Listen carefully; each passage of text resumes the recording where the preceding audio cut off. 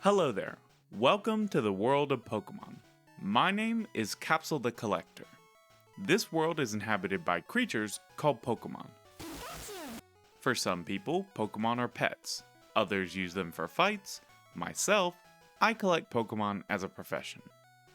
In pursuit of that, I created the Collector Dex, which focuses on snagging as many unique collections of Pokemon as I could find, such as catching Pokemon in their original region, getting every in-game trade, obtaining every Pokemon from spin-off and side series games that can be sent to the main series, and much more. I want the Collector Dex to give Pokemon players a goal to work towards while experiencing every generation of Pokemon. While I've already finished my own Collector Dex, I wanted to do it all again to guide new players on their journeys through the world of Pokemon. A resource I put together to help with the Collector Dex journey is the capsule cards. Each capsule card has the Pokemon's name, national dex number, sprite from each game that generation, and 3D model from Stadium on the left side. The right side shows the best way to catch or obtain them in each game that generation, along with the amount of Pokeballs it took me to catch them, and the total amount of Pokeballs I've used so far. Each capsule card is jam-packed, so you'll want to pause the video and take a screenshot of any Pokemon you need. However, don't worry about missing information since I make sure to talk about everything that's on each capsule card in the video. The capsule cards just give you an easy way to grab the info you need and pull it up on your phone while you're working on your own Collector Dex. Since I cover a lot of information on each Pokemon, I have to cut away from the capsule card to make sure to show important gameplay. It can be quick at times, but I have to speed up the gameplay to squeeze it all into this video so you can see everything you'll need to catch them all. Today we'll be diving into Kanto to find the best way to catch every Pokemon in Generation 1. While you definitely don't have to follow this rule, I'll be catching every Pokemon in a regular Pokeball so we can keep an accurate count as we go through each generation. When we collect each generation's Pokemon, I'll be creating a living dex, which means I'll have to have one of each Pokemon instead of just evolving one Pokemon to get the Pokedex entries for its evolution line. When obtaining each Pokemon, I have a preference for how and where I get each one. If a Pokemon has the same encounter rate in each game, I will catch it in yellow, and if it's a tie between red and blue, I'll get it from red. When I actually obtain each Pokemon, my first choice is to catch them in the wild by walking in the grass, surfing, fishing, or interacting. Then my second choice will be to catch them in the Safari Zone. However, if a Pokemon can't be caught, I will evolve it from its closest catchable form. So for Dragonite, I will be catching an evolving Dragonair, even though it would probably be easier to just catch another Dratini. Finally, if the Pokemon is uncatchable or can't be evolved into, then I'll use special methods to obtain it, such as gifts from characters like Professor Oak, fossils, and in-game trade exclusive Pokemon. The main goal of the Collector Dex is to encourage players to experience every possible Pokemon game that has connectivity with the main series games. Accordingly, the Living Dex portion of Gen 1 is just the first piece of the Collector Dex, since I'll have separate episodes covering every in-game trade and Pokemon Stadium. To make sure things go smoothly, we'll need to have the best tag team for catching. In Gen 1, we'll need to have team members with Super Fang and Sleep moves. Super Fang is incredible this generation since it takes half of a Pokemon's remaining health each successful hit, and can even hit Ghost Pokemon. Without diving too deep into the Gen 1 catch formula, just know that we'll want to hit each Pokemon we try to catch with 2 Super Fangs. Out of all 151 this generation, only Ratatta and Raticate can learn Super Fang through level up, meaning you'll want to have at least one of them on your team. Additionally, you'll want to have at least one team member that can put Pokemon to sleep. The best sleep move is Sleep Powder since it has a 75% chance of hitting, and the Pokemon that learn it by leveling up are the Bulbasaur line, Butterfree, the Oddish line, Venonat line, Bellsprout line, Execute, and Tangela. The next best sleep move is Hypnosis, which has about a 60% chance of hitting, and the Pokemon that learn it through level up is the Poliwag line, the Ghastly line, the Drowsy line, and the Execute line. The last sleep move is Sing, which takes the bottom spot with its 55% accuracy, but it can be learned by level up by the Clefairy line, Jigglypuff line, Chansey, and Lapras. While you'll always want to put a Pokemon to sleep, make sure to do it with legendary Pokemon since their catch rate can go from around 1% to 10% even with a regular Pokeball due to coding issues. A final note for catching this generation is that a Pokeball can miss. This is basically the same as a Pokeball not shaking when you try to catch a Pokemon in later generations. While you can catch most Pokemon before beating the champion, there's a fair amount inside Cerulean Cave, so it's best to finish the main story before catching them all.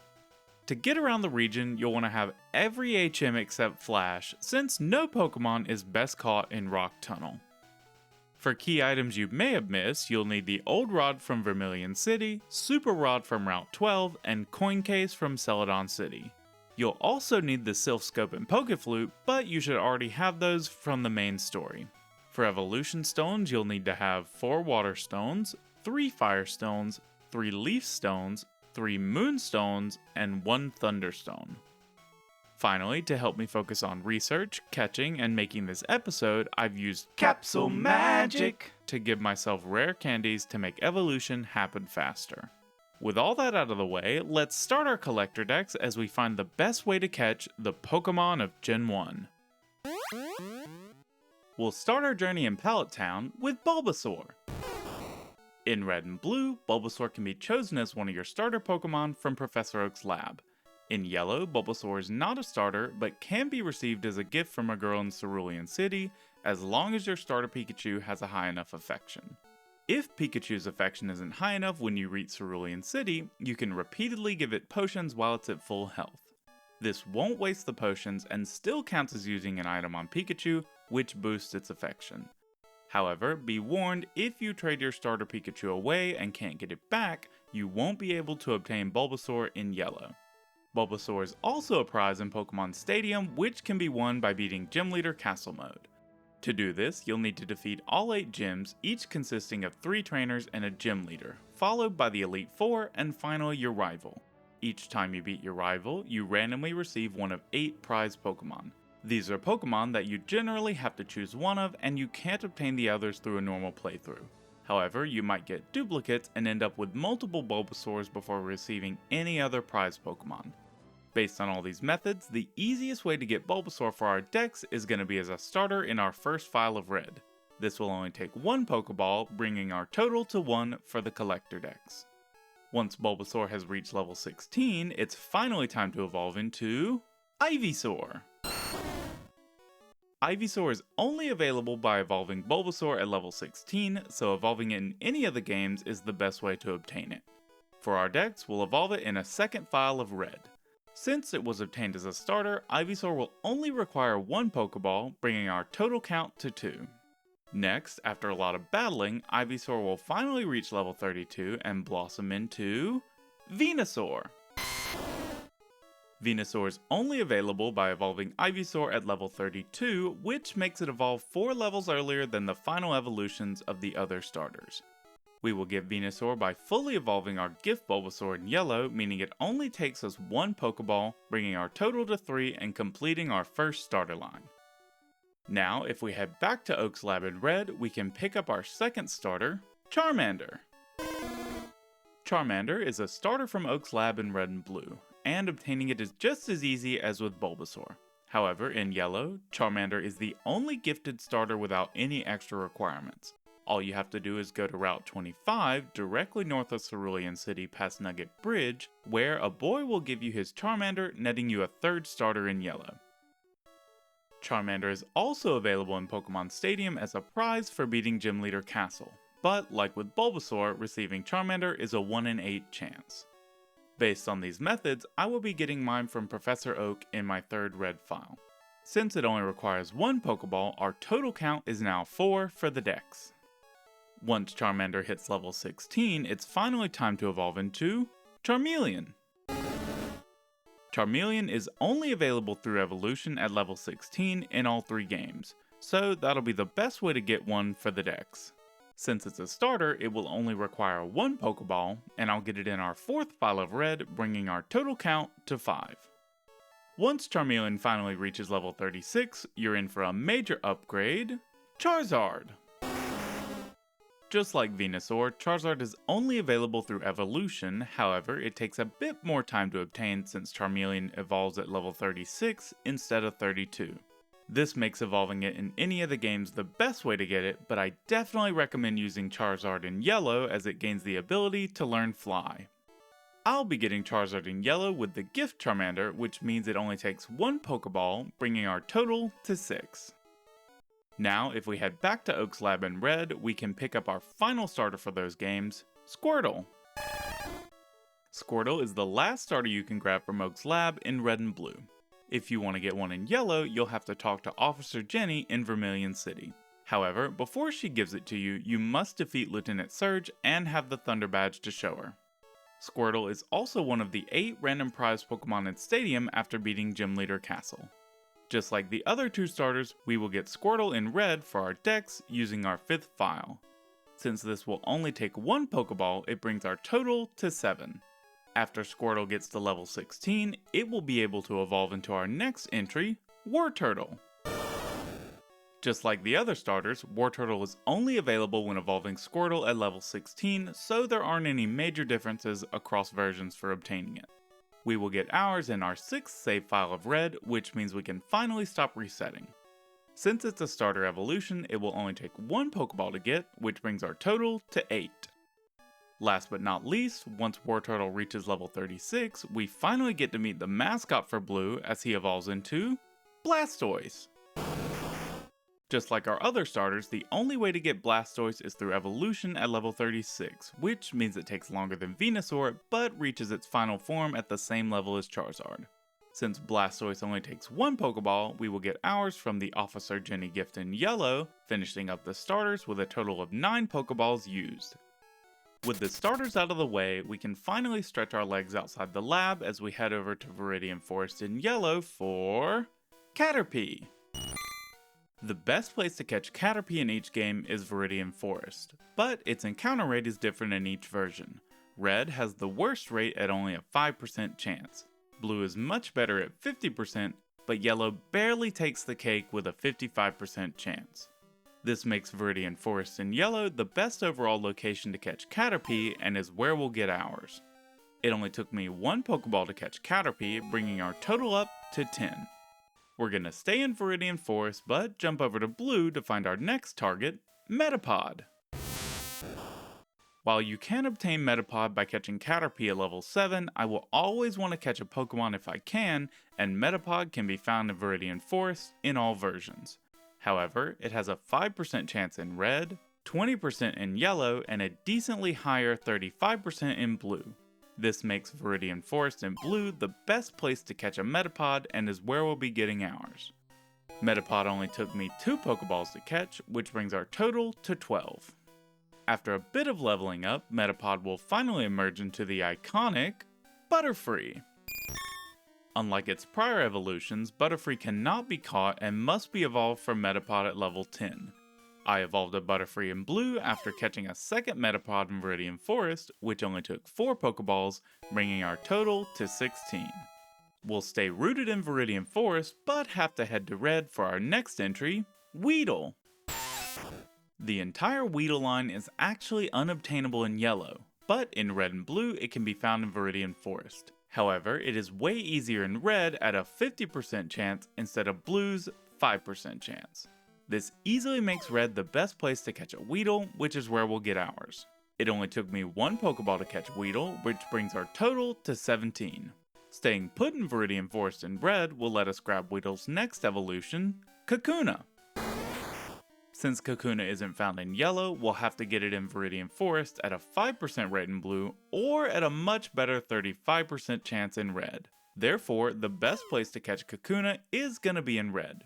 Kakuna only took me 4 Pokeballs to catch, which brings our total to 21. After Kakuna hits level 10, we will get to see what all the buzz is about with Beedrill. Beedrill is also unobtainable in Yellow and is unable to be caught in Red or Blue, which means the only way to get it is through evolving Kakuna at level 10. It took me 3 Pokeballs to catch a second Kakuna in Red, which I evolved into Beedrill, bringing our total to 24. Now we can head south to Route 1 in Yellow to find ourselves Pidgey. Pidgey can be best found on Route 1 in all 3 games. However, in Red and Blue, there's a 55% encounter rate, but in Yellow, there's a whopping 70% rate, which makes Yellow the best place to catch Pidgey. Pidgey took me 3 Pokeballs to catch, bringing our total to 27. We will stay in Yellow and fly over to Route 13 to find our next feathered friend, Pidgeotto. Pidgeotto can be evolved from Pidgey at level 18, but can pretty easily be found on Route 21 in Red and Blue at a 15% rate, and can be found at the same rate on Route 13 in Yellow, which is where we'll be picking ours up for the Dex. It took me 3 Pokeballs to catch, which brings our total to 30 for our Collector Dex so far. Once Pidgeotto reaches level 36, it will soar higher as it evolves into Pidgeot. Pidgeot can only be obtained through evolving Pidgeotto at level 36, which is the same level as Charizard and Blastoise, meaning you'll have to have Pidgeot on your team for a while before getting Pidgeot in Red, Blue, or Yellow. I will be getting my Pidgeot through evolving a second Pidgeotto I caught in Yellow, which took me 1 Pokeball, bringing our total to 31. Now, you'll probably have found one on your journey already, but let's head over to Route 22 in Red to grab Ratatta. Ratatta can be found in many places around Kanto. In Yellow, it is best found on Route 2 at a 40% rate. However, we'll be grabbing ours in Red since it can be found at a 50% chance on Route 22 in Red and Blue. Ratatta only took me 1 Pokeball to catch, bringing our total to 32. Next, we'll have to surf over to Cinnabar Island and go to the basement first floor Pokemon Mansion in Yellow for the star of Gen 1, Raticate. As I mentioned before, Raticate is an essential teammate in Gen 1 as Super Fang takes half of the Pokemon's remaining health each time it hits and can even hit Ghost Pokemon this generation. Raticate can be found in many places, but in Red and Blue it has a 30% rate on Route 17. We will be getting ours on the basement first floor of Pokemon Mansion in Yellow, which is at a 40% rate. You can also get Raticate by evolving Rattata at level 20, but I want to always prioritize catching whenever possible. It only took me 6 Pokeballs to catch Raticate in Yellow, bringing our total to 38. Let's stay in Yellow and head over to Route 3 to snag our other early bird, Spearow. Spearow is a bit tougher to get than Pidgey with a 40% chance on Route 3 in Red and Blue, but a 55% chance on the same route in Yellow, which means we'll be getting ours there. I ended up using 1 Pokeball to catch Spearow, which brings our Dex total up to 39. Shifting over to Red, we can walk around Route 23 till we end up finding Fearow. While Fearow does evolve at level 20 from Spearow, it can be pretty easily found on Route 23 in Red and Blue at a 25% chance, and at a slightly lower chance on Route 17 in Yellow at 20%. This means that we'll be finding ours on Route 23 in Red. It took me 8 Pokeballs to get Fearow, bringing our total up to 47. If we stay in Red and get to Route 11, we can grab the sneaky snake, Ekans. Ekans is our first version exclusive as you can only catch it within Red since it's unavailable in Yellow and Blue. The best place to catch it is going to be on Route 11 where it can be found at a 45% rate. I only needed 1 Pokeball to catch Ekans, which brings our total to 48. You'll want to keep your eyes peeled on the first floor of Cerulean Cave for the evolved form of Ekans, Arbok. Arbok is still version exclusive to Red, and it evolves from Ekans at level 22. However, it can actually be found on the first floor of Cerulean Cave at a 10% rate, meaning this is where I'll be catching ours for the Dex. I didn't have any issues with Arbok and was actually able to catch it in 1 Pokeball, bringing our total to 49. Our next entry is a bit strange since it's the only catchable starter in Gen 1, but let's stick to Red and go over to the power plant for the electric icon itself, Pikachu. You can catch Pikachu in Red and Blue at a 25% rate in the power plant. However, since Pikachu is the mascot of Yellow, you actually receive it as an exclusive starter from Professor Oak, which is the only way to get a Pikachu in Yellow. This particular Pikachu is rather special as it follows you around Kanto while it's in your party and can be interacted with to see its affection level, which we briefly discussed in regards to getting Bulbasaur. Since the starter Pikachu is just given to you by Professor Oak, it's definitely the easiest method to obtain Pikachu.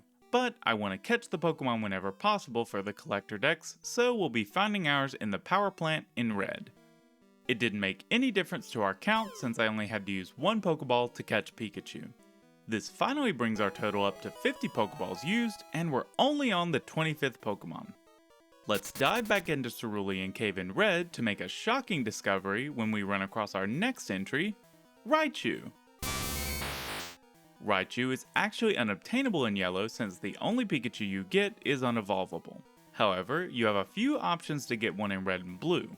First, you can just evolve a Pikachu with a Thunderstone, but we'll actually be catching ours in the first floor of Cerulean Cave in red at a 10% rate. It took me 5 Pokeballs to catch, which brings our total to 55. Let's head over to blue since we'll need to rustle around on Route 11 to grab the ground type, Sandshrew. Sandshrew is actually unobtainable in red and can be found on Route 4 at a 15% chance in yellow. However, we can triple our chances to 45% by heading over to Route 11 in blue, which is where we'll catch ours for the Collector Dex. It only took me 1 Pokeball to catch Sandshrew, which brings our total to 56. We'll stick to yellow as we hunt around on the first floor of Cerulean Cave for Sandshrew's evolved form, Sandslash. Sandslash can evolve from Sandshrew at level 22, which means it's still unobtainable in red, but can be evolved in blue and yellow. However, Sandslash can be found on the first floor of Cerulean Cave in blue and yellow at a 10% rate, which means I'll snag ours in yellow. I only had to use 1 Pokeball to catch it, which brings our total to 57. Still within yellow, we can head out to Route 22 to grab ourselves Nidoran Female.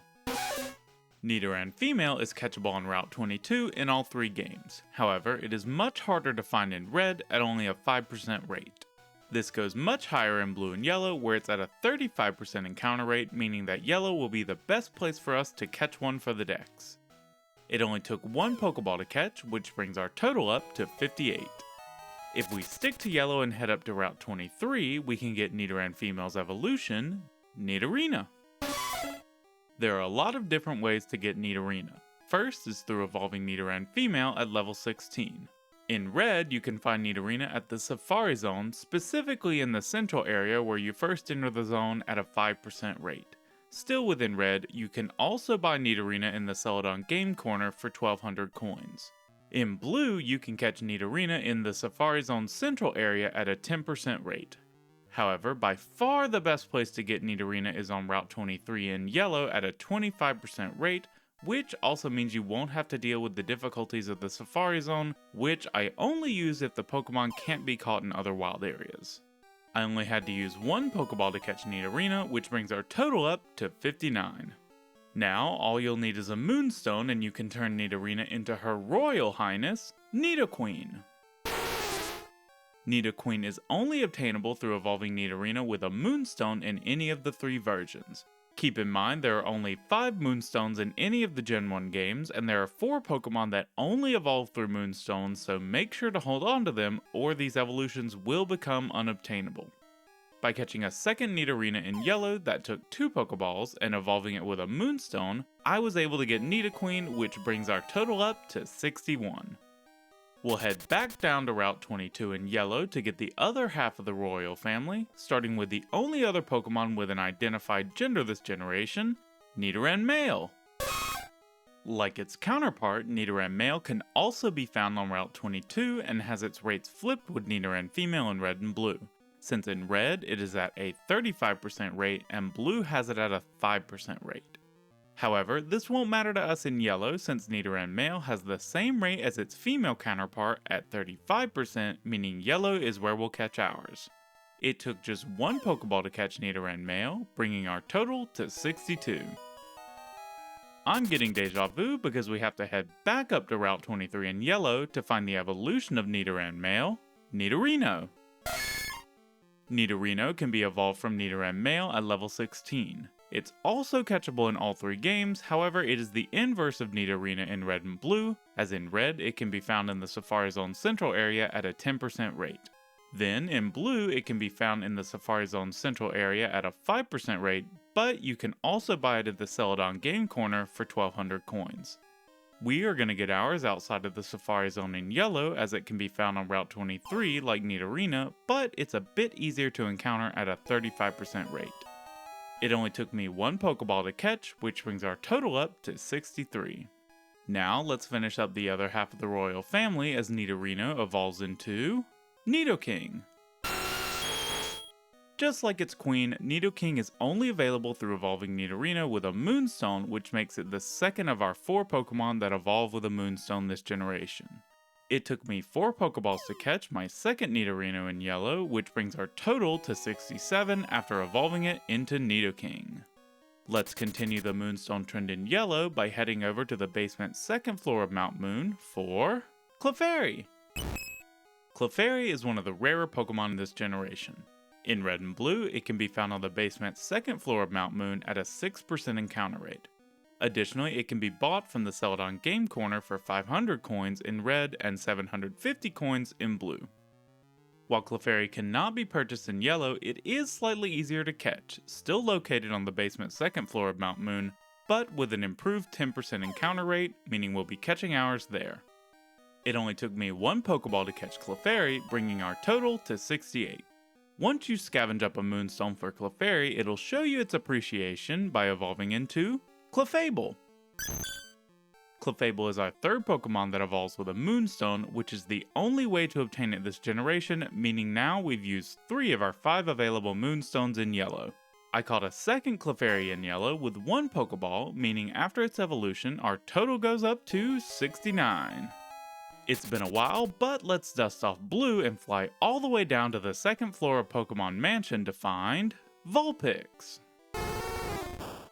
Vulpix is actually unobtainable in red, but is best found in blue on the second floor of Pokemon Mansion at a 25% encounter rate. In yellow, you can obtain one by spending 1,000 coins at the Celadon Game Corner, which is the only way to get one in that version. Since Vulpix is only catchable in blue, we'll be sure to grab ours there. You'll have to be careful since Vulpix has Roar and can end the battle. I was lucky enough to only use 2 Pokeballs and get Vulpix on my second attempt, which brings our total up to 71. Vulpix will heat up your battles as it sprouts 3 more tails and evolves into the majestic Ninetales. Ninetales is our first Pokemon to evolve with a Firestone, which is the only way to obtain one. This means that it's still unavailable in red, but is a pretty simple evolution in blue or yellow. I had to catch a second Vulpix in blue, which I got on the first attempt with only 1 Pokeball, bringing our total to 72 for the dex. Speaking of stones, we're going to head over to Route 5 in yellow to find our final Moonstone user, Jigglypuff. Jigglypuff is available in all games at a 10% rate, but can be found on Route 3 at this rate in red and blue, or Route 5 in yellow, which is where we can meet ours. Jigglypuff only took 1 Pokeball, which takes our total up to 73. For a nice change of pace, we can actually catch this Moonstone evolution by going to the second floor of Cerulean Cave in red for the elusive Wigglytuff. Wigglytuff can be evolved from Jigglypuff with a Moonstone, making it our 4th and final Moonstone evolution. However, unlike the other 3, Wigglytuff actually has multiple methods to obtain it. In red and blue, it can be caught on the second floor of Cerulean Cave at a 5% encounter rate. Although it cannot be caught in yellow, you can purchase one at the Celadon Game Corner for 2,680 coins, which may be necessary if you're out of Moonstones. However, we'll want to catch ours, so we'll be grabbing it in red. It was a bit harder to catch Wigglytuff, which took 8 Pokeballs to get, bringing our total to 81. Now let's stay in red and make our way to the first floor of Mount Moon for a Pokemon you've likely run into 1,000,000 times already, Zubat. You will encounter many Zubats on your journey, but if you want the easiest place to find one, head to the first floor of Mount Moon. While yellow offers a puny 75% encounter rate, red and blue have a whopping 79% encounter rate.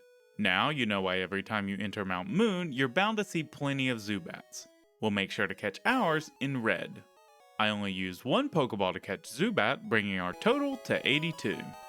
Going back to the first floor of Cerulean Cave in yellow will let us find Zubat's next stage, and you'll be in for a treat since it's one of the funniest Gen 1 sprites, Golbat. Golbat isn't as common as Zubat, but still pretty easy to find around the region if you don't want to evolve Zubat at level 22. In red and blue, it can be found at a 25% rate on the first floor of Cerulean Cave. If you stay in the same place but jump over to yellow, you'll be able to find them at a 40% rate, which is where we can grab ours. It only took me 3 Pokeballs to catch Golbat, bringing our total up to 85 for the Collector Dex. Now, let's grab another Poison type by jumping over to Route 5 on red for Oddish. The entire Oddish line is unobtainable in blue.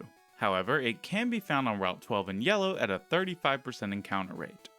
We'll be catching ours in red, where the encounter rate is slightly better at 40% on Route 5. It only took 1 Pokeball to catch Oddish, which brings our total up to 86. We can jump over to yellow and head to the first floor of Cerulean Cave for its next stage, Gloom. Gloom is unobtainable in blue, but can evolve from Oddish at level 21 in red or yellow. While it can be found on Route 12 in red with a 5% encounter rate, we can improve our odds on the first floor of Cerulean Cave in yellow, where the encounter rate is 10%, which is where we'll be grabbing ours. I only used 1 Pokeball to catch it, meaning our total is now 87. If you want this Gloom to bloom, all you need is a Leaf Stone to turn it into Vileplume. You still can't find Vileplume in blue, but if you want it in red or yellow, all you need to do is use a Leaf Stone, making it an easy evolution. I caught a second Gloom in yellow, which only took 2 Pokeballs. After evolving it with a Leaf Stone, our total is now 89. Let's head back to the basement second floor of Mount Moon in yellow to find ourselves Paris. Paris can be caught at the same place at a 15% rate in all 3 games, so you'll want to look on the basement second floor of Mount Moon where we can find ours in yellow.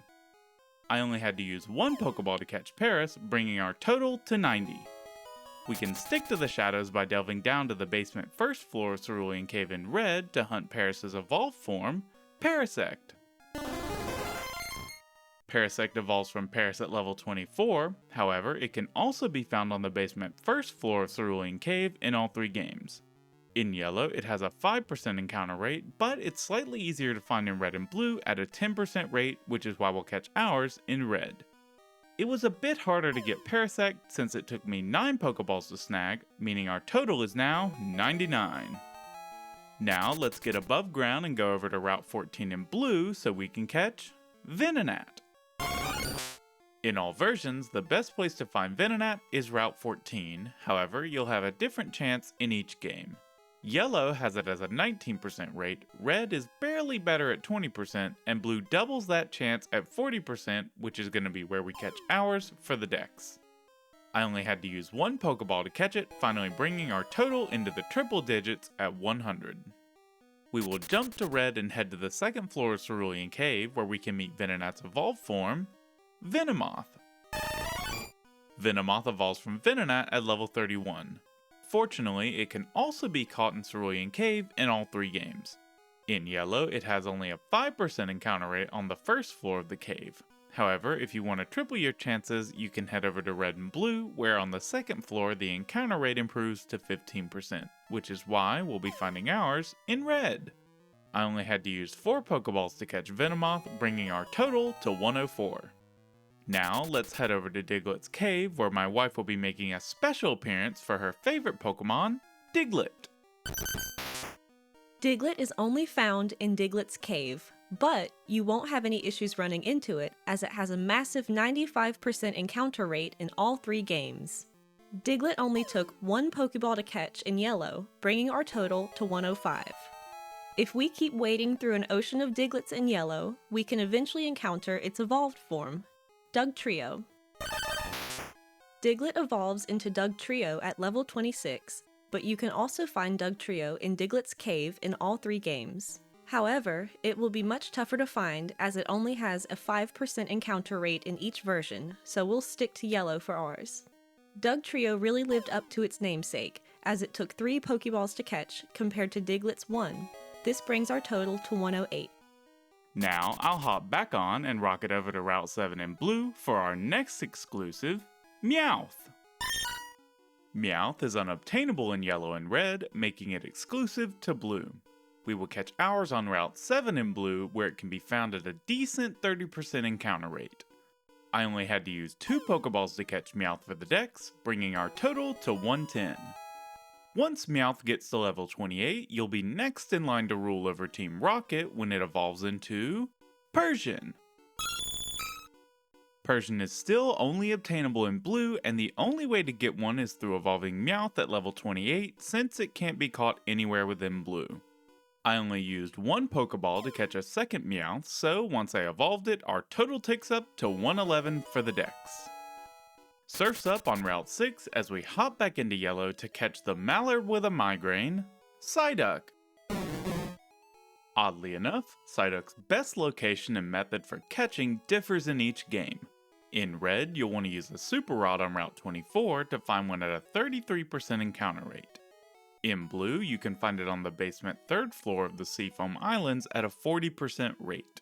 However, the best place to find it by far is by surfing on Route 6 in yellow, where it has a 95% encounter rate. Psyduck is also special because it's actually the hardest Pokemon to obtain in Pokemon Stadium.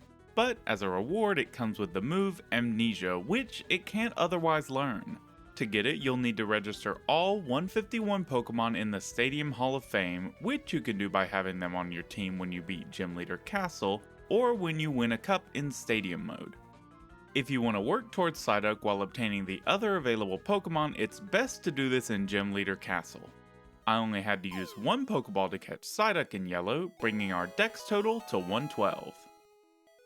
We can keep treading water on Route 6 in yellow for a chance at Psyduck's evolved form, Golduck.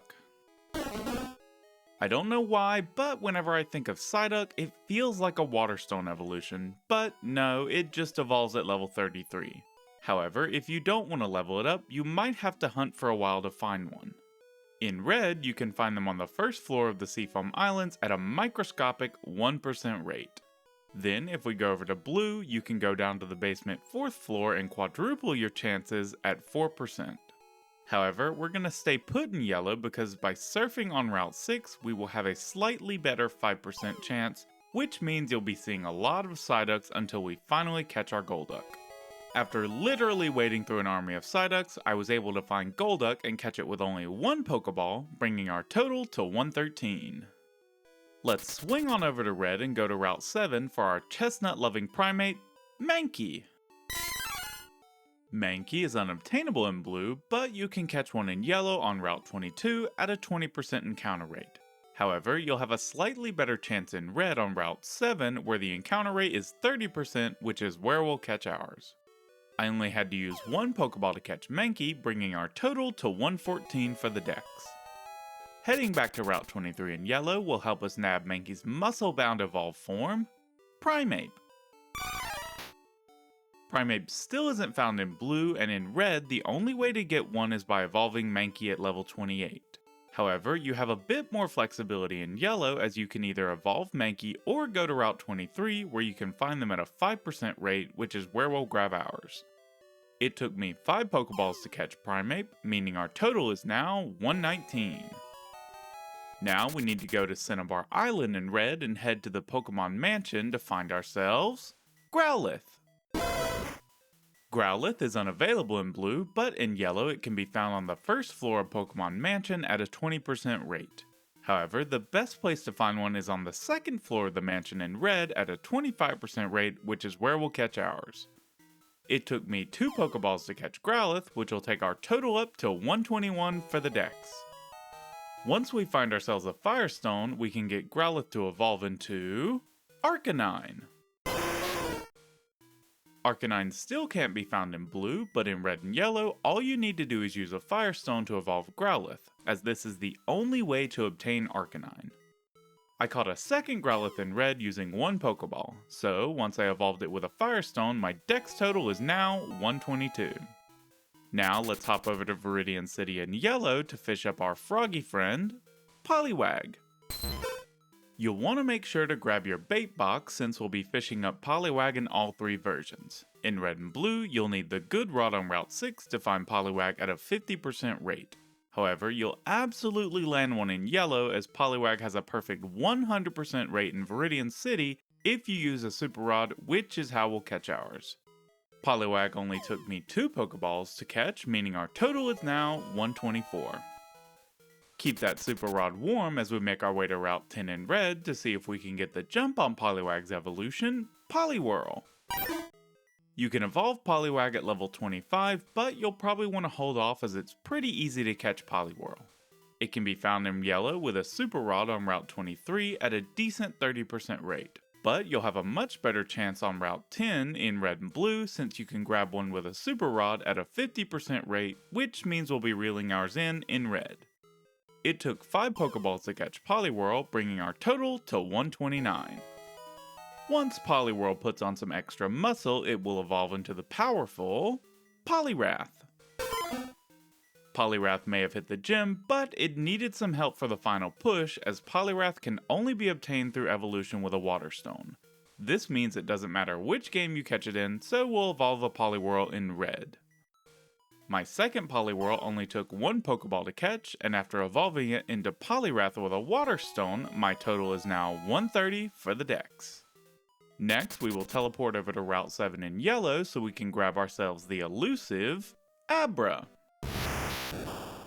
Abra is one of the most annoying Pokemon to catch outside of the Safari Zone and Legendaries since you only get one chance to catch it before it will run away with Teleport. In both red and blue, you can catch one on Route 24 at a 15% rate, but you'll have a bit better chance of running across one in yellow on Route 7 at a 25% rate, which is where I'll grab mine. However, if you don't feel like catching one, it can be bought from the Sell It On Game Corner at different prices in all 3 games. In yellow, it is 230 coins, red has it as 180 coins, and the cheapest is going to be in blue at 120 coins. It only took me 2 attempts to catch Abra, which means I only had to use 2 Pokeballs for it, bringing our total to 132 for the Dex. Abra can be a pain to level up, so let's instead go to red and journey to the second floor of Cerulean Cave to find its evolved form, Kadabra. In all versions, if you're patient, you can evolve Abra at level 16. However, since it isn't able to evolve without switch training or learning an attacking move through a TM, you're probably better off catching one. Kadabra is decently rare in yellow, but you'll be able to find it on Route 8 at a 5% chance. However, your best chance is going to be on the second floor of Cerulean Cave at a 15% rate in red and blue, so we'll be grabbing our Kadabra in red. I got lucky and was able to catch Kadabra with only 5 Pokeballs, which takes our total up to 137. We'll have to dig around and find ourselves a link cable which can be used to battle or trade with other players. I only ever use link cables for trades, so I just grew up calling it a trading cable. Let's make sure to connect red to yellow to trade ourselves a Kadabra and evolve it into the Double Spoon Psychic, Alakazam! It's odd that some of Gen 1's most iconic Pokemon are only available through trade evolution, meaning you'll need to find a friend or, like me, have multiple games and systems to trade with and then trade your Pokemon back. However, I won't say the hassle isn't worth it, as Alakazam is definitely a powerhouse for your team. Though it is only available through trade evolution across all 3 versions, it's one of the strongest psychic types of this generation, and ours will start its journey in red. I caught a second Kadabra in red, which took 2 encounters even though it was only 4 Pokeballs. Once we traded over to yellow, it will evolve into Alakazam, bringing our total up to 141 for the Dex.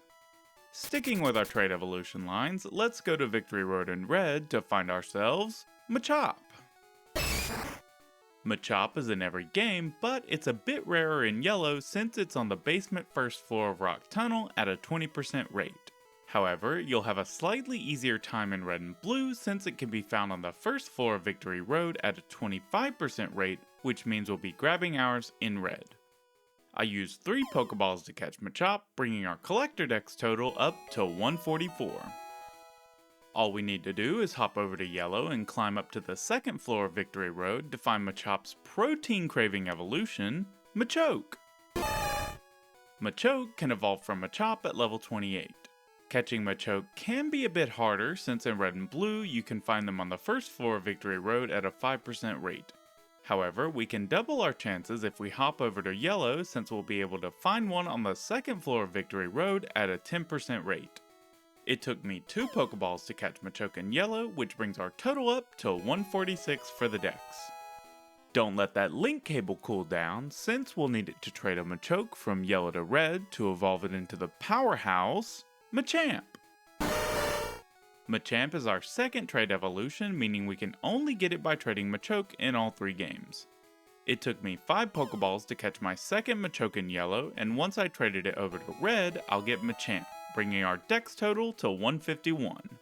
Now we can head over to Route 5 in blue to root around in the grass and find Bellsprout. Bellsprout is unobtainable in red, since red has access to the Oddish line instead. You can catch a Bellsprout in yellow on Route 12 at a 25% rate, however, we'll be getting ours in blue as it can be found on Route 5 at a much better 40% rate. I only had to use 2 Pokeballs to catch Bellsprout, bringing our total up to 153. Just like Gloom, we'll actually need to leave Bellsprout's original version and head to the first floor of Cerulean Cave in yellow to get a better shot at its evolved form, Weepinbell. Weepinbell can't be found in red, but in blue and yellow, you can evolve it from Bellsprout at level 21.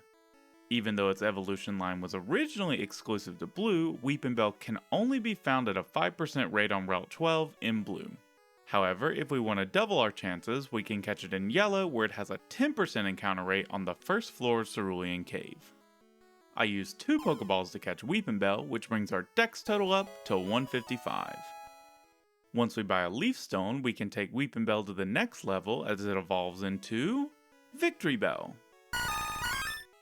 Just like its pre-evolutions, Victreebel is not obtainable in red. It can only be obtained by evolving Weepinbell in blue or yellow using a Leaf Stone, which means we'll get ours in yellow.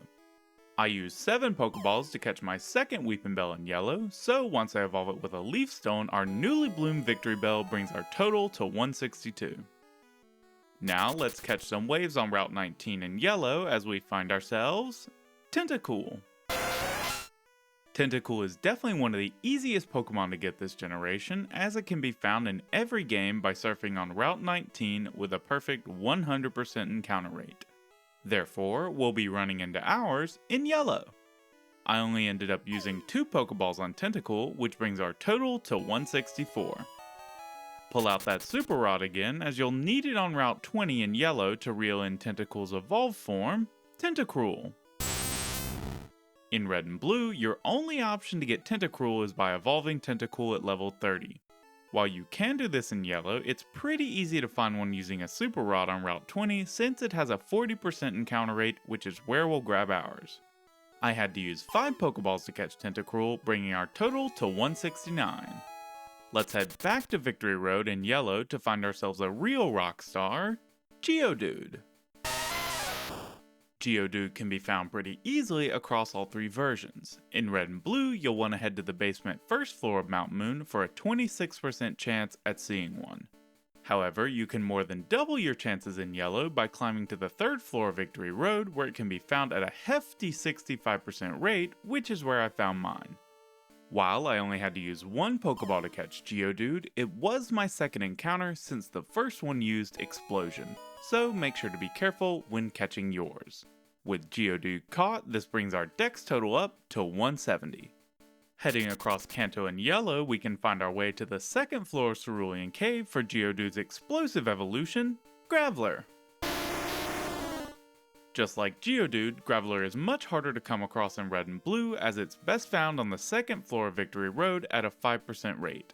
However, we're going to triple our chances by venturing over to the 2nd floor of Cerulean Cave in yellow since Graveler can be found at a 15% rate there. You'll need to be careful since Graveler can also use Explosion. Luckily, I only had to use 1 Pokeball to catch Graveler on my first encounter, bringing our total to 171. To make our last 2 trade evolutions special, I wanted to use a trade method that many Pokemon players may not have seen, so let's hop on over to Pokemon Stadium.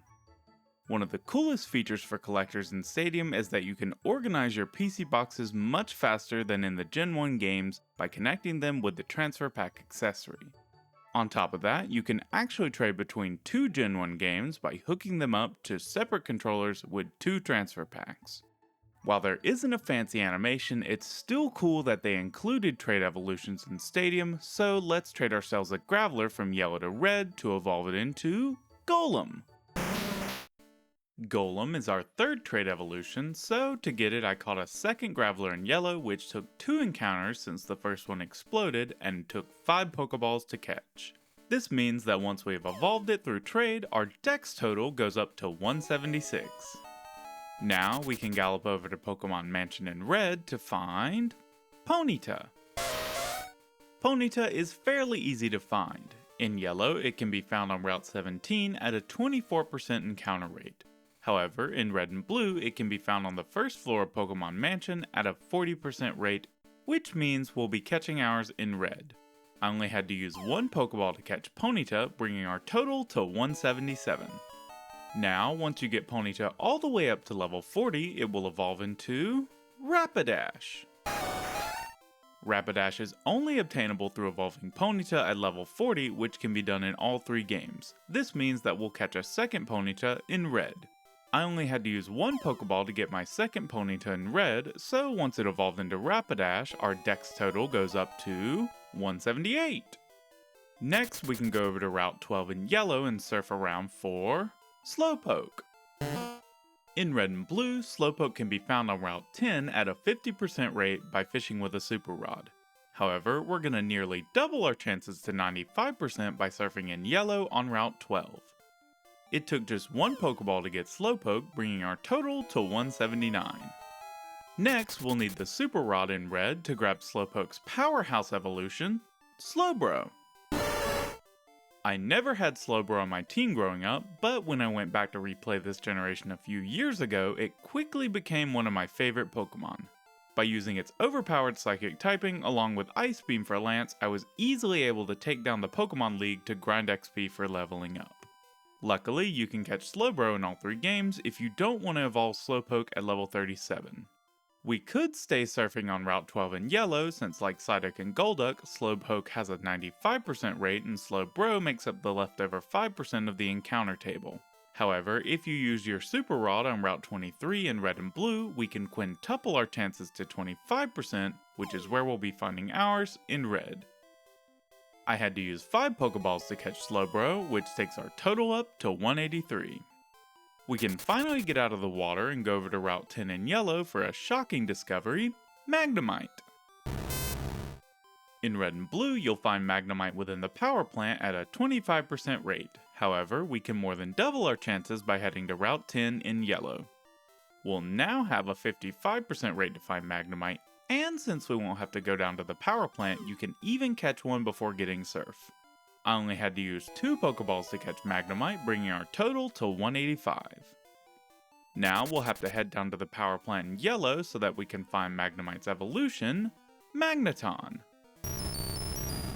Keeping with its love of 3s, Magnemite can evolve into Magneton at level 30.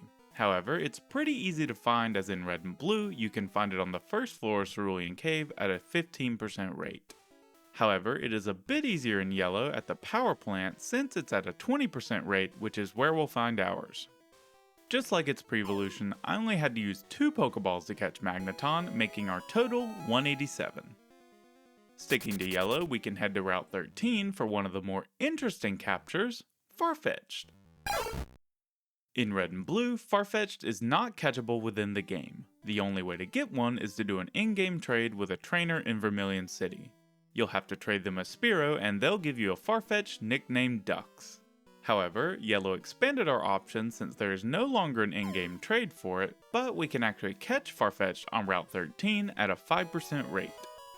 Farfetch'd only took 2 Pokeballs to catch, bringing our total to 189. Let's stay in yellow and cut down a tree on Route 16 for Doduo. We can find Doduo on Route 16 in all 3 games. However, we have a bit better chance in yellow. Red and blue has Doduo at a decent 25% rate, but if we go there in yellow, we can catch ours at a 35% rate. I just needed 1 Pokeball to get this double-brained bird, taking our total to 190. Now, for a terrifying mental image, we just need to head to the second floor of Cerulean Cave in red, where Doduo's evolved form will be sprinting towards us as we encounter the 3-headed threat, Dodrio.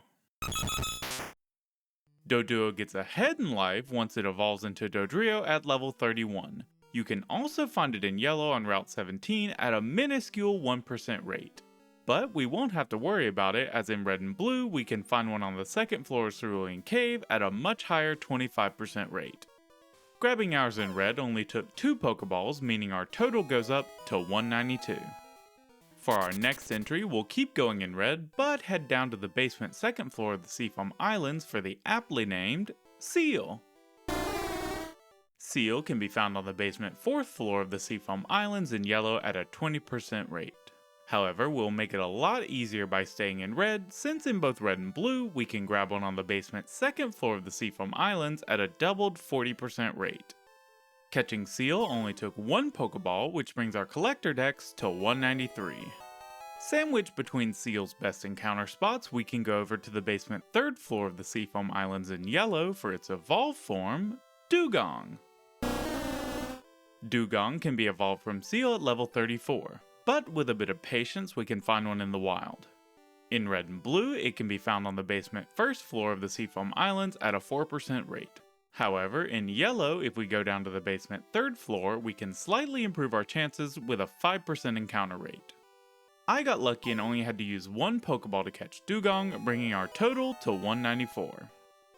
Let's finally go back to blue and make our way west to the Pokemon Mansion for our next entry, Grimer. The best place to find Grimer across all 3 games is on the basement 1st floor of the Pokemon Mansion. However, the encounter rates vary wildly, as in red it can be found at a puny 5% rate, yellow has it at a much better 40% rate, and to make it just a bit easier, we can grab ours in blue at a 50% rate.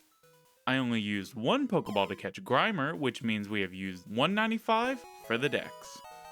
We can stay in blue, but climb up to the 3rd floor of the Pokemon Mansion to find Grimer's evolved form, Muck. While you can evolve Grimer by just getting it all the way up to level 38, we have a lot of choices to catch ours.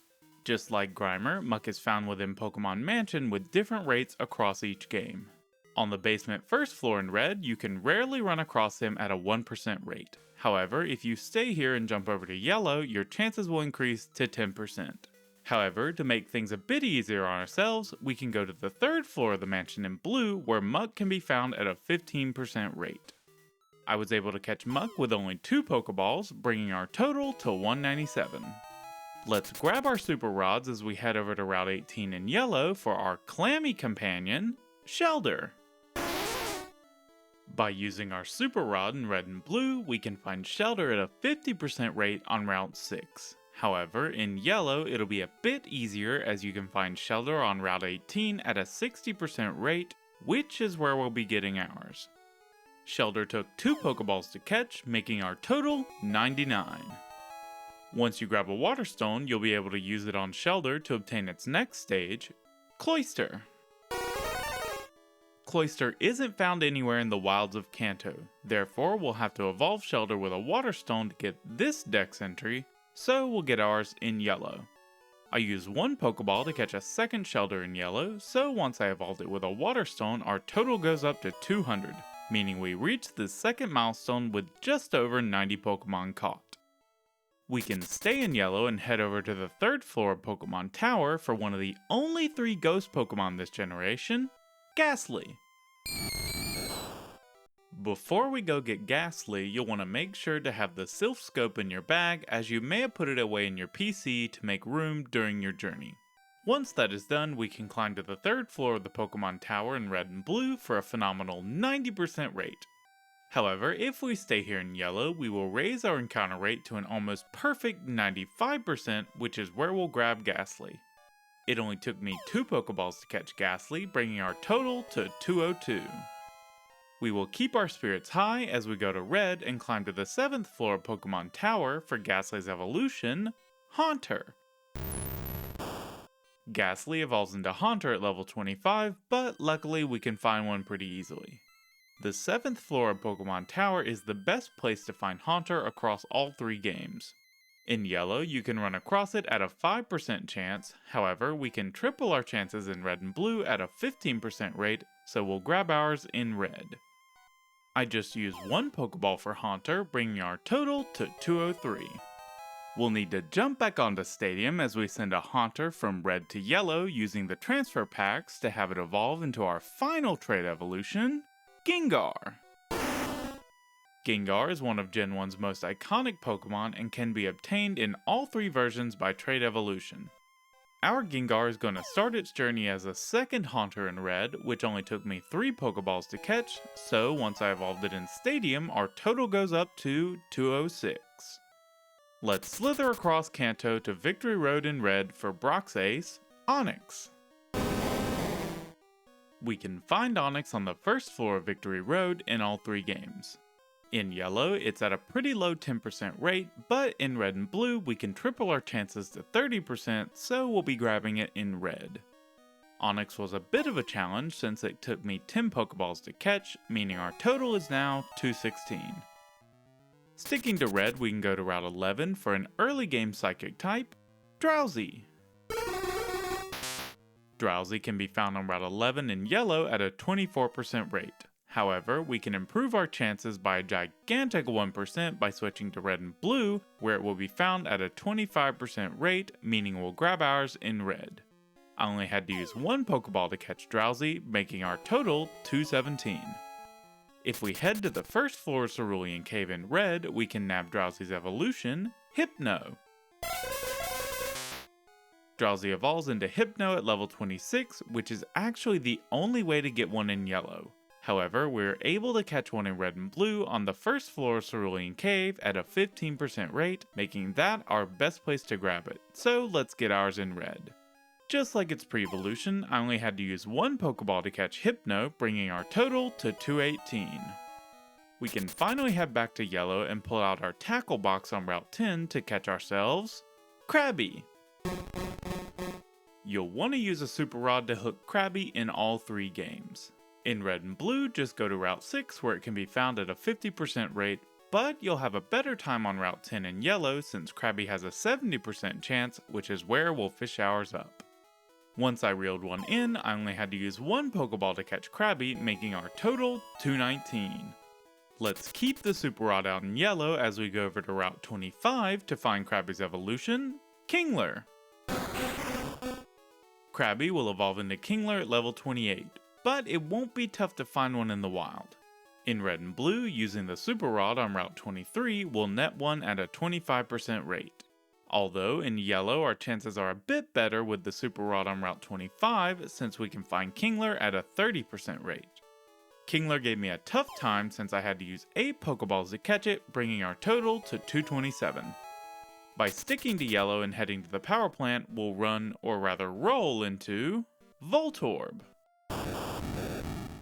Voltorb can be a pain to catch since it knows Explosion and can easily make itself faint before we throw a Pokeball. Voltorb can be found at the power plant in yellow at a 20% rate and on Route 10 in red and blue at a much better 45% rate. However, we can actually make things much easier by sticking to the power plant in all 3 games since Voltorb has 6 static encounters disguised as items. To stay safe, we'll want to save beforehand and then interact with Voltorb to start the battle in yellow. Although the first Voltorb I battled used Explosion before I could try and catch it, I was lucky enough to only need 1 Pokeball to catch Voltorb on my second encounter. This means as we reach the triple digits for Pokemon caught, our total is now 228. Let's stay in the power plant in yellow to find Voltorb's explosive evolution, Electrode. Voltorb evolves into Electrode at level 30. While it can't be randomly encountered in yellow, Electrode can be found in the wild on the first floor of Cerulean Cave at a 15% rate in red and blue. However, just like Voltorb, Electrode can be found as a static encounter in the power plant in all 3 games. We'll have to be a bit more careful since there are only 2 Electrode encounters in each game, so be sure to save before catching since Electrode also has access to Explosion. While it only took me 1 attempt to catch Electrode, I had to use 2 Pokeballs, meaning our total has just hit 230. Our next Dex entry is going to be Execute, and we can stay in yellow because Execute's encounter rate is the same in each game. But to find one, we'll have to brave the toughest challenge of Gen 1, the Safari Zone. For starters, the Safari Zone is the one place we won't be able to catch a Pokemon in a Pokeball this generation, as we have to use Safari Balls. To keep things simple, I will just refer to Safari Balls as Pokeballs, even though Safari Balls will give us a bit better catch rate than a Pokeball. The next point about the Safari Zone is that it has its own form of battling and catching where we aren't able to use any of our Pokemon outside of HMs like Surf. When we encounter a Pokemon, we can either throw a Pokeball, throw a rock, throw some bait, or run away. Every time a rock is thrown, the Pokemon's catch rate doubles, but they will become angry for 1 to 5 turns. Which, I can't blame them, I would hate someone walking through my front door to throw rocks at me too. Additionally, if a Pokemon is angry, then it will double their chance of running away on their turn. Conversely, every time bait is thrown, the Pokemon's catch rate is halved, but they will be eating for 1 to 5 turns. While a Pokemon is eating, they will be 4 times less likely to run away. My usual strategy is just to throw Pokeballs or throw 1 rock on the first turn, and then if the Pokemon doesn't run, I will keep throwing Pokeballs till it's caught or runs away. Finally, I want to mention that the Safari Zone is split into 4 sections. While Cerebi and Bulbapedia use slightly different naming conventions, I will be referring to each section by its association to the entrance. Therefore, the Safari Zone entrance puts us right in the central area, to our left is the west area, above us is the north area, and to our right is the east area. With all that said, the Safari Zone is truly the bane of my existence in Gen 1, so let's get back on track with our first entry in the zone, Execute. Execute is best found within the east area of the Safari Zone at a 20% rate in all 3 games, so we'll just find ours in yellow. Unlike some of the later entries, I caught Execute on my first attempt while only using 2 Pokeballs, bringing our total to 232. Luckily, Execute's evolution won't give us any issues, so let's use a Leaf Stone to evolve these eggs into Exeggutor. Exeggutor is only available through evolution with a Leaf Stone in all 3 games, meaning we'll evolve ours in yellow. I had to catch a second Execute in yellow for this evolution, and it was much harder than the first since it took me 6 attempts and 11 Pokeballs. Once I evolved it into Exeggutor with a Leaf Stone from the Celadon department store, our total goes up to 243. Let's jump to Red and climb up to the 7th floor of Pokemon Tower for the only non-ghost type Pokemon we can catch there, Cubone. Cubone is a bit lonely on the 7th floor of Pokemon Tower, but you'll be able to find it in yellow at a 5% rate. However, we can brighten up his day much faster in red and blue since we can double our chances to find our friend at a 10% rate, meaning we'll catch ours in red. It took just 1 Pokeball to catch Cubone, bringing our total to 244. Let's find Cubone a new mom by heading north to the basement first floor Cerulean Cave in red for Marowak. Cubone evolves into Marowak at level 28, but it is catchable in all 3 games. However, we definitely want to avoid catching one in yellow since it's only found in the east and west areas of the Safari Zone at a 5% rate. To make things easier, we will triple our chances and avoid the hassle of the Safari Zone by heading to the basement first floor Cerulean Cave in red and blue where it has a 15% rate. This means we'll be catching ours in red. It took me 13 Pokeballs to catch Marowak, bringing our total to 257. If we go to yellow and head down to the Saffron City Fighting Dojo, we can get a leg up when we receive Hitmonlee. Just like the starters, you have to choose between Hitmonlee and Hitmonchan and can only get 1 per save file. You'll get to choose this gift once you've beaten the Saffron City Fighting Dojo Karate Master, so in yellow we will choose Hitmonlee. While we will be getting them separately for the Pokemon Stadium section of the Collector Dex, Hitmonlee is also one of the 8 random prize Pokemon in Stadium once you beat Gym Leader Castle Mode. Since Hitmonlee is a gift, it only takes 1 Pokeball to get, bringing our total to 258. Now let's stay in the dojo but jump over to Red to change our choice to Hitmonlee's sparring partner, Hitmonchan.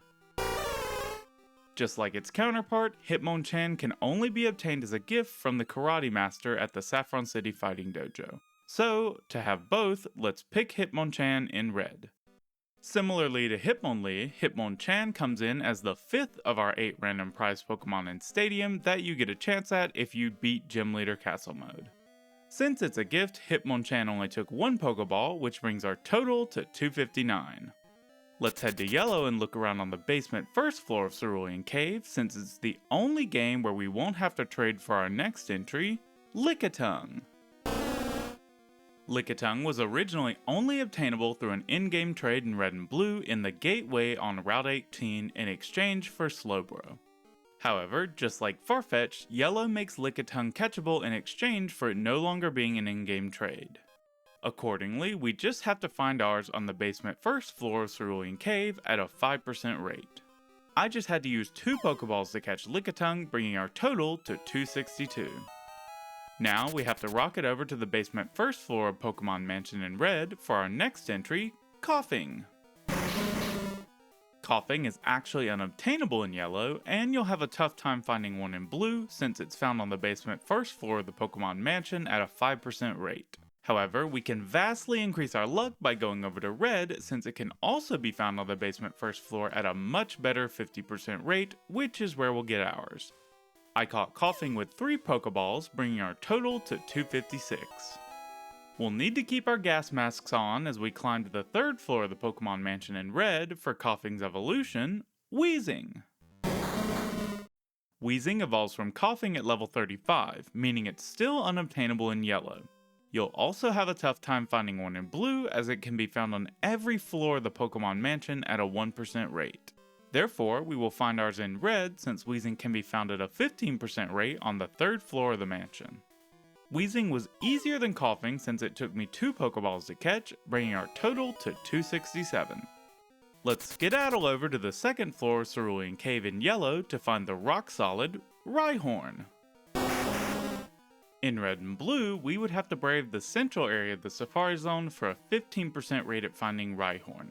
However, Yellow will help us out yet again since we can now catch one on the 2nd floor of Cerulean Cave at a 10% rate.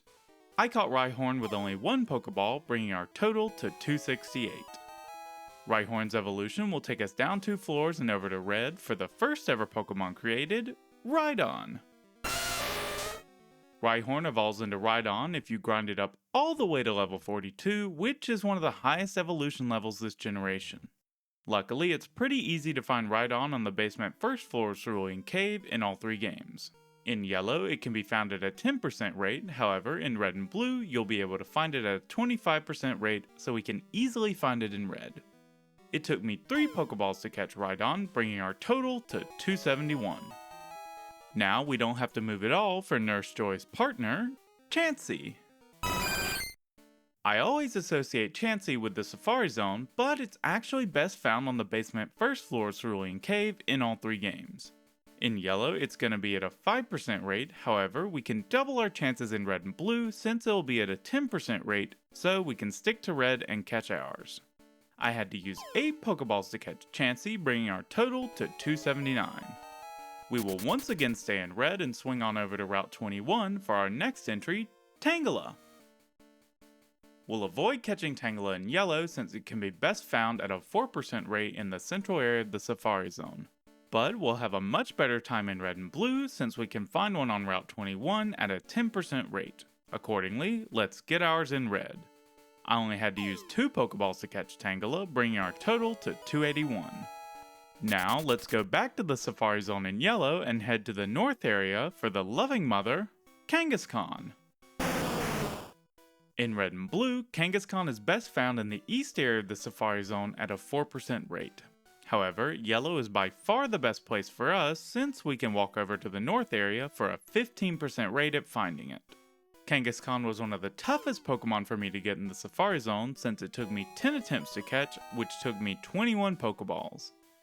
We can stick to Yellow and go over to Route 12 with our Super Rod for an under the sea encounter with Horsey. We will be able to catch Horsey in all 3 games at different areas and at different rates. You'll need your Super Rod in Blue as you go to Route 19 for a decent 25% rate. We can make it a bit better in Red as we'll just have to head down to the basement first floor of the Seafoam Islands and walk around for a 40% rate. Finally, you'll need to pull the Super Rod back out in Yellow for easily the best chance on Route 12 at a 70% rate. Horsey took 1 Pokeball to catch, bringing our total to 303. Just keep on fishing here in yellow, since the only other Pokemon we can find on Route 12 with a Super Rod is Horsey's evolution, Seadra. Horsey evolves into Seadra at level 32, but won't be a problem to find with a Super Rod in all 3 games. In Red and Blue, we'll find one on Route 23 at a 25% rate. However, in Yellow, Seadra makes up the leftover 30% encounter rate on Route 12 with a Super Rod, meaning you'll easily find Horsey and Seadra here. I just used 2 Pokeballs to catch Seadra, bringing our total to 305. We can hold on to the Super Rod in Yellow as we go over to Route 6 for an extremely easy find, Goldeen! In Red and Blue, Goldeen can be found with a good rod on Route 6 at a 50% rate. However, if we stay on Route 6 and shift over to Yellow, our rate will skyrocket to a perfect 100% as long as you use the Super Rod, which is how we'll get ours. Goldeen took me 1 Pokeball to catch, making it the easiest counter and catch in the game. In total, we have now used 306 Pokeballs for the Dex. Let's yet again use our Super Rod as we go to the first floor of Cerulean Cave in Yellow for Goldeen's evolution, Seaking. We can evolve Goldeen at level 33, but we won't have an issue fishing up a Seaking since all we need to do is use our Super Rod on the first floor of Cerulean Cave. In Red and Blue, we'll reel them in at a 25% rate, however our bait must be better in Yellow since Seaking will be on the hook at a 60% rate here, which is where we'll find ours. I only had to use 1 Pokeball to catch Seaking, bringing our total to 307. I'm starting to get deja vu since not only are we going to need the Super Rod again, but we're going to have to head all the way back to the beginning in Yellow to find the superstar of Pallet Town, Staryu. To get Staryu in all 3 games, we will have to use our Super Rod once again. In Red and Blue, Staryu will be on Route 19 at a 25% rate. However, Yellow makes this much easier since we can head home to Pallet Town for a 60% rate with the Super Rod, which is where I caught mine. Staryu took just 1 Pokeball to catch, bringing our total to 308. Staryu is going to need a Water Stone to evolve into Misty's ace, Starmie.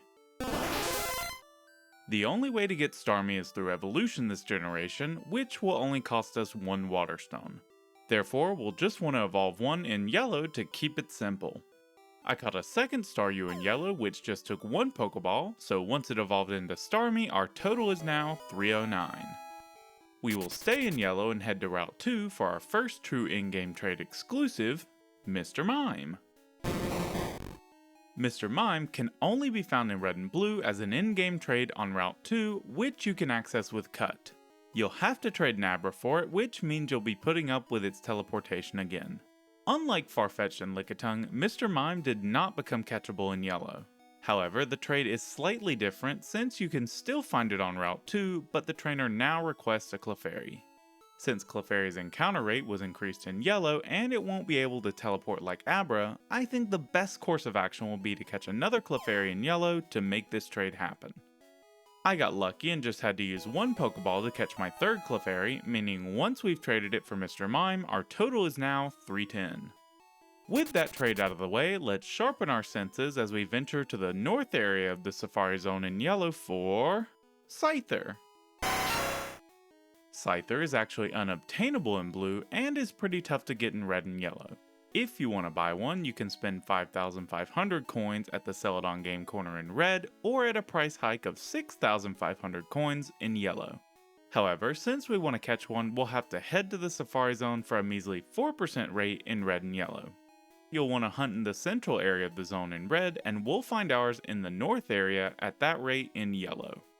Not to spoil things, but Scyther was absolutely the hardest Pokemon to catch this generation. The first time I ever completed the Pokedex in Red, Tauros was my nightmare, but Scyther ended up taking the mantle this time around. Scyther took a whopping 35 encounters to catch and 73 Pokeballs across all of those attempts. This means our total now rises from 310 to 383, meaning out of the 123 Pokemon we caught so far, Scyther cost almost a fourth of our Pokeballs. After that exhausting adventure, we'll have to hop to Cerulean City in Red for our last in-game trade, Jinx. Jynx is actually unobtainable in yellow since oddly enough, they did not make it catchable like Farfetch'd and Lickitung and didn't keep the in-game trade like Mr. Mime. This means that we'll have to do an in-game trade for it in Cerulean City in red or blue. The trainer is requesting a Poliwhirl, which works out well since red and blue are the best place to catch one, meaning we'll trade for ours in red. As a side note, Jynx can actually be found in the wild and caught in Japanese blue. This is because the original Pokemon releases in Japan were red and green. Then, after their success, Game Freak went back and made Japanese blue while updating the sprites, adjusting most of the locations to change the available encounters, and even adding different in-game trades. North American red and blue were based off the updated sprites and artwork for Japanese blue, but used the encounters and in-game trades of Japanese red and green. I personally count Japanese Blue as a separate game from the other Gen 1 games, meaning the 5 distinct Gen 1 Game Boy games I have in my collection are Green, Japanese Blue, and then North American Red, Blue, and Yellow. While we're sticking to North American Red, Blue, and Yellow for our living decks, we will be playing Japanese Blue to get the special in-game trades. Interestingly enough, throughout all of Gen 1, Mr. Mime is the only Pokemon that can never be obtained outside of in-game trades. I caught a third Poliwhirl in red, which ended up taking 1 Pokeball, so once I've traded it for Jynx, it brings our total up to 384. We'll have to go to the power plant in red for our next exclusive, Electabuzz. Electabuzz is one of the rarest Pokemon this generation as it is unobtainable in both yellow and blue. So we'll have to get it in red, and it's still gonna be tough as the only place you can run into one is at the power plant at a tiny 5% encounter rate. While it took a while to find Electabuzz, I only had to throw 4 Pokeballs before I caught it, bringing our total to 338. By heading over to blue, we can find another exclusive as we make our way to the 3rd floor of Pokemon Mansion for Magmar. Magmar is unobtainable in both red and yellow, but in blue it can only be found on the 3rd and basement 1st floor of the Pokemon Mansion. However, out of these 2 spots, we'll want to climb up to the top since Magmar will be at a 10% rate on the 3rd floor, so it shouldn't be too much trouble to get. Magmar was slightly easier than Electabuzz since it only took 3 Pokeballs, bringing our total to 391. Let's bug out of blue and go back to the Safari Zone in yellow to find our next pal in the west area, Pinsir. Pinsir is unobtainable in red as that game has access to Scyther. While Pinsir was originally exclusive to blue and can be found at a 4% rate in the central area of the Safari Zone, or bought at the Celadon Game Corner for 2,500 coins, Pinsir can also be bought at the Game Corner in yellow for a much pricier 6,500 coins. However, we'll end up catching ours in yellow since its rate stays at 4%, but we'll end up in the west area of the Safari Zone instead. Pinsir was far easier to catch than its counterpart Scyther since it only took 4 encounters and ended up taking 4 Pokeballs, meaning our total for the dex is now 395. Let's grab our lassos as we stay in the west area of the Safari Zone in yellow for Tauros. Tauros can be found in the west area of the Safari Zone in all 3 games, but our chances are better in yellow. Red and blue has a measly 4% rate, which explains why it took me so long to get one back in the day. Yellow will make this better since its rate has been increased all the way to 10%, so we'll catch ours there. Tauros was pretty easy to snag since it only took 3 encounters and 5 Pokeballs to catch, bringing our total to 400. Let's finally use our old rod so that our next icon can splash onto the scene, Magikarp. Before we get to catching, I want to mention that Magikarp can be found at the Pokemon Center right outside of Mount Moon, where you can buy it for 500 Pokédollars, which makes it the only Pokemon you can buy through regular Pokédollars instead of having to exchange them for coins. Since we want to catch one, Magikarp is best found on Route 6 in all 3 games with an old rod at a perfect 100% rate. For simplicity, we'll be catching ours in yellow. Magikarp took 1 Pokeball to catch, bringing our total to 401. Before we get to Magikarp's evolution Gyarados, I want to briefly talk about a metric which helps us compare the overall strength of Pokemon, base stat totals. I never think about base stat totals when picking my team, but I have to mention them when I'm talking about Magikarp and Gyarados. Base stats are basically a set value that every Pokemon species has, which act as their baseline for that stat. You can increase certain stats through the Pokemon you battle by giving them items such as protein, and there are some random values that your Pokemon will have once it's caught that affect stat growth. However, a Pokemon's base stats will not change, and if you add all the Pokemon's base stats together, you get their base stat total. This can be used as an overall metric for how powerful a Pokemon will be. For example, Caterpie and Weedle are tied for the lowest base stat total this generation at 175. On the other end of the spectrum, Mewtwo has an astronomical 590 base stat total, which basically tells us that no matter how hard you train it, a Caterpie at level 100 will have far lower stats than a Mewtwo at level 100, so it'll inherently be weaker. I firmly believe that you should just use whatever Pokemon you like, so I never really consider any stats except for whatever attacks I should use based on my physical or special attack. That being said, looking at base stat totals really sheds a light on the astronomical improvement Magikarp goes through during evolution. Magikarp's base stat total clocks in at 185, which is barely above Caterpie and Weedle. However, Gyarados' base stat total is a whopping 480, which is up by 295 points, making it easily the largest stat increase during evolution this generation. Gyarados' newfound strength puts it barely behind the legendary birds in terms of stats, meaning Magikarp flopped to the top and is ready to show Kanto what it's made of. So let's get back on track as we grab our Super Rod and head to Fuchsia City in Yellow to fish up this monster, Gyarados.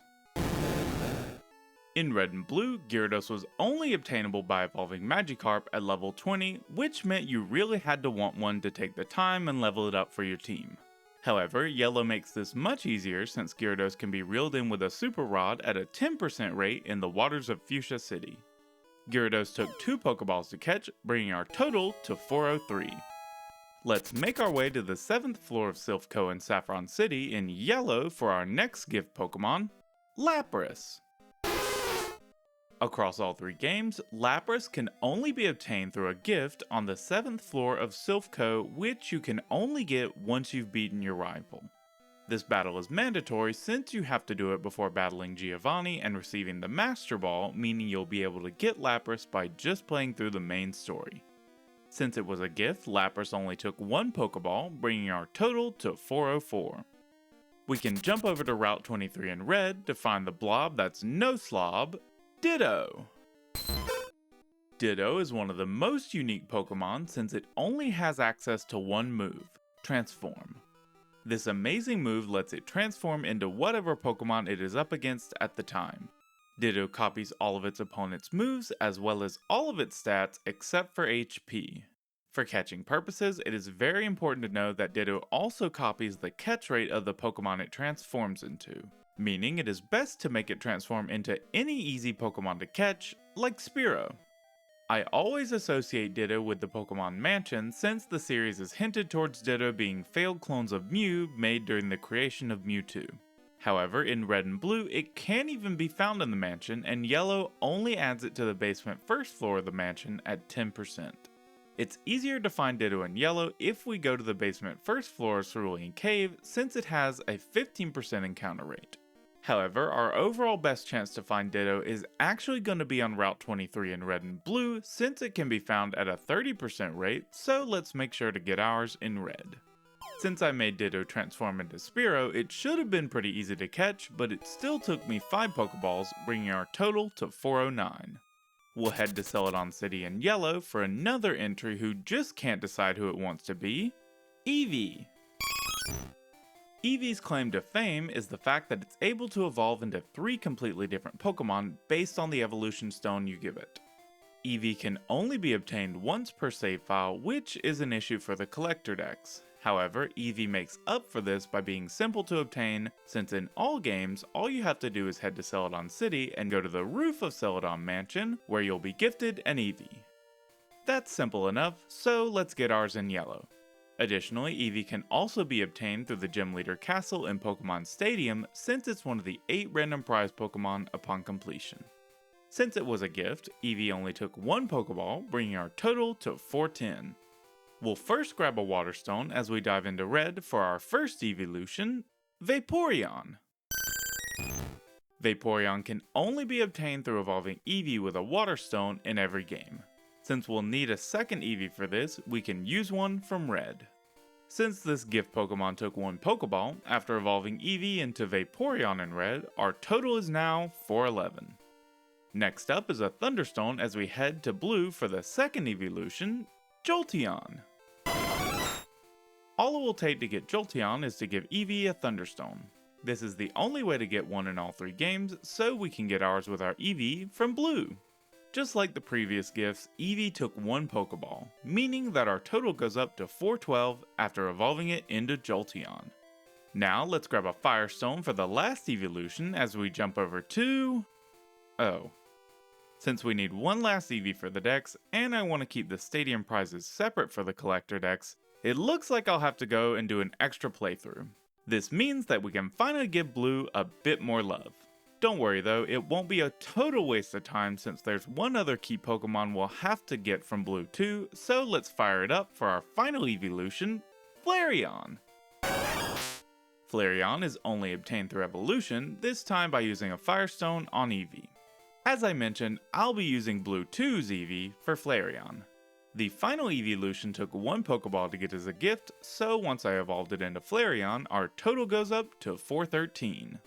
Now let's head to Celadon Game Corner in Blue for the Polygonal Pal, Porygon. Before getting to Porygon, make sure to visit this restaurant in Celadon City to grab the coin case which you'll need to purchase Porygon. Porygon's claim to fame this generation is that it can only be bought from the Celadon Game Corner, and it costs a pretty penny to do so. In Red and Yellow, it is by far the most expensive item since it costs an incredible 9,999 coins, which equals about 200,000 Pokédollars. Since we want to save money for Pokeballs, we'll make sure to buy ours in Blue since it's at a much lower 6,500 coins, which is about 130,000 Pokédollars. While this is pretty simple, you'll probably get a hand cramp since you're only able to exchange Pokédollars for 50 coins at a time, meaning you'll have to do 130 exchanges in Blue or a whopping 200 exchanges in Red or Yellow. Since Porygon is purchasable, you'll only have used up one Pokeball, bringing our total to 414. Now let's get a blast from the past as we rewind back to our first trip through Mount Moon in Yellow for Lord Helix himself, Omanite. Omanite is only obtainable on your first trip through Mount Moon, but don't worry cause you won't miss it since you have to choose between either the Helix fossil or the Dome fossil to get to Cerulean City. For Omanite, make sure to choose the Helix fossil, then all you can do is wait till you've beaten the 5th gym so you can surf down to Cinnabar Island. Once there, you'll head to the Cinnabar lab and you'll find a scientist who will revive your fossils. Give him the Helix fossil and go outside and back in and the process will be done, which gives us Omanite in yellow. Additionally, we are almost done in Pokemon Stadium since Omanite is the 7th of our 8 randomly chosen prize Pokemon from Gym Leader Castle. Fossil Pokemon only use one Pokeball, so Omanite brings our total to 415. We'll go through the same process in Red, then level up that Omanite to evolve it into Omastar. Omastar evolves from Omanite at level 40, which is going to be the only way to obtain one. This means that we'll have to get another Omanite in Red with the Helix fossil, revive it at the Cinnabar lab, and level it up till it finally evolves into Omastar. Just like Omanite, this fossil takes one Pokeball, bringing our total to 416. Next, we'll have to head over to Mount Moon in Blue and grab the Dome fossil for our next entry, Kabuto. Kabuto has the same obtaining methods as its counterpart, but instead of the Helix fossil, we'll need to grab the Dome fossil on our first trip through Mount Moon. Next, just head to Cinnabar Lab and give the scientist the Dome fossil, head outside and back in, and you'll receive Kabuto. Kabuto also comes in as the 8th and final random prize Pokemon from Pokemon Stadium's Gym Leader Castle. Sticking to the 3 main games, we'll make sure to get ours from Blue. Kabuto used one Pokeball, bringing our total to 417. Since we only get one Omanite or Kabuto per game, and we've already claimed ours in all 3, we'll have to head back to Blue 2 for Kabuto's evolution, Kabutops. The only way to get a Kabutops is to evolve Kabuto at level 40. This means you'll have to yet again choose the Dome fossil on your first trip through Mount Moon, revive it at the Cinnabar Lab, and evolve Kabuto into Kabutops. Since our Kabutops takes 1 Pokeball, our new total is now 418. Now that we've gotten Flareon and Kabutops from Blue 2, that means we're done with that file and we can get back to the main 3 as we head to Yellow for our final fossil, Aerodactyl. Aerodactyl is only obtainable in all 3 games by reviving the Old Amber. This cool reference to Jurassic Park, which released a few years before Red and Green came out in Japan, can be found by using Cut to get to the side room of the Pewter Museum of Science. Now just talk to the scientists to get the Old Amber and we'll take it to get revived at Cinnabar Lab. Just like the other fossils, all we have to do is head outside and go back to the scientists to receive Aerodactyl. To keep our transfers down for the living dex, we'll want to get ours in Yellow. Just like the other fossils, Aerodactyl only takes 1 Pokeball, bringing our total to 419 for the dex. Just like the Helix and Dome fossils, you'll have to encounter our next entry to beat the main game. So let's play a song on Route 16 in Yellow to wake the resting roadblock himself, Snorlax. Snorlax is found in all 3 games, but you're only able to find 2 in each save file. Additionally, you'll have to at least fight one of them since Snorlax acts as a roadblock on Route 12 and Route 16 to prevent you from reaching Fuchsia City. To start the battle, you'll have to use the Pokeflute which you get from Mr. Fuji after saving him in Pokemon Tower. Even though we'll have to fight it in every game, I'll make sure to catch mine in Yellow. Make sure to save before this battle in case you make Snorlax faint. It took me 2 attempts to catch it, which had me use 16 Pokeballs. After adding Snorlax to our dex, our total is now 435. It's finally time to tackle some legendaries as we descend to the basement 4th floor of the Seafoam Islands in Yellow for Articuno. Articuno can be found on the basement 4th floor of the Seafoam Islands in all 3 games, and you'll be able to interact with it to start the battle. However, before you can get to it, you'll have to solve a strength puzzle to block the current so that you can surf over to it without being swept away. Let's strap in for a struggle as we catch ours in Yellow. By using all the catching strategies, I was able to catch Articuno on my first attempt, and it only took me 12 Pokeballs, bringing our total to 447. With Articuno caught, we'll stay in Yellow and make our way to the power plant for our next legendary, Zapdos. Zapdos is much simpler to find than the other legendaries, as all you have to do is head to the exit of the power plant in all 3 games where it'll be waiting to battle. This shouldn't shock you, but we'll be staying in Yellow for this capture. Just like Articuno, I was able to catch Zapdos on my first attempt by using 13 Pokeballs, bringing our total to 460. We'll have to head to the 2nd floor of Victory Road in Yellow for the final member of the legendary birds, Moltres. Moltres can be found in all 3 games on the 2nd floor of Victory Road waiting for a battle. Like Articuno, you'll need to solve a few strength puzzles to get to Moltres, but you'll likely have done many of these already since they're required to get through Victory Road.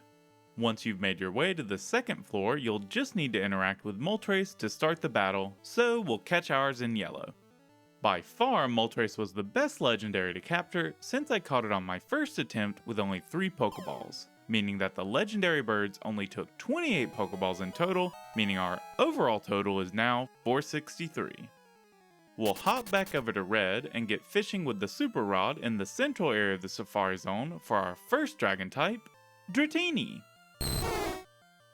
Dratini isn't too hard to find since it can be found with a Super Rod in the central area of the Safari Zone in all 3 games.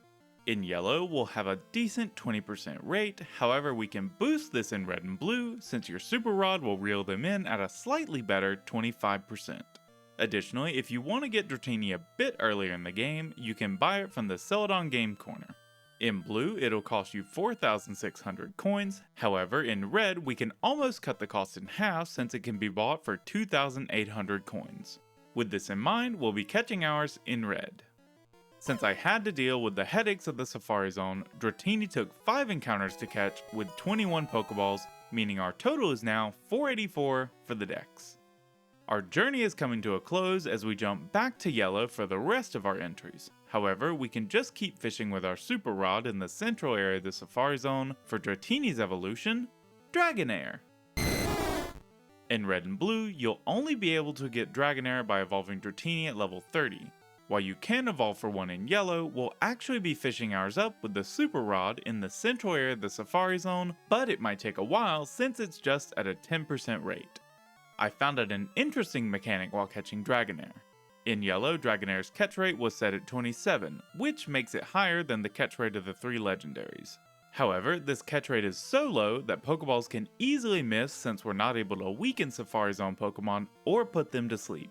However, this actually gives us a massive benefit since each time a Pokeball misses in the Safari Zone, it does not count as a throw, meaning the Pokemon won't attempt to run. This lets us throw a ton of Pokeballs before Dragonair tries to run. With this in mind, catching Dragonair only took 6 attempts and 28 Pokeballs, bringing our total to 512. We can almost make our way out of the Safari Zone as we take Dragonair all the way up to level 55 to evolve it into Dragonite. Dragonite can only be obtained through evolution in all 3 games, and buckle up for a long ride since you'll have to get Dragonair to level 55 to get yourself a Dragonite, so we'll be getting ours in Yellow. I had to catch another Dragonair in Yellow to evolve into Dragonite. On the first encounter, I tried to throw a rock and Dragonair fled before I could throw a Pokeball. However, on my second encounter, I caught it with my first Pokeball. This was by far my favorite catch this generation, which means once we evolve it into Dragonite, our total is now 513. It's finally time for our last legendary, so let's make our way to the basement first floor of Cerulean Cave for Mewtwo. Mewtwo can be found at the bottom of Cerulean Cave on the basement first floor in all 3 games. Just like the other legendaries, we'll be catching ours in Yellow, so let's grit our teeth and challenge it to a battle. I wasn't strong enough on my first attempt to catch Mewtwo, so it immediately took out Venusaur before I could put it to sleep, which ruined my whole strategy. I went back to the drawing board and leveled up my team, and once I put Mewtwo to sleep, the battle was on. On the second attempt, I was able to catch Mewtwo in 15 Pokeballs, meaning our total is now 528.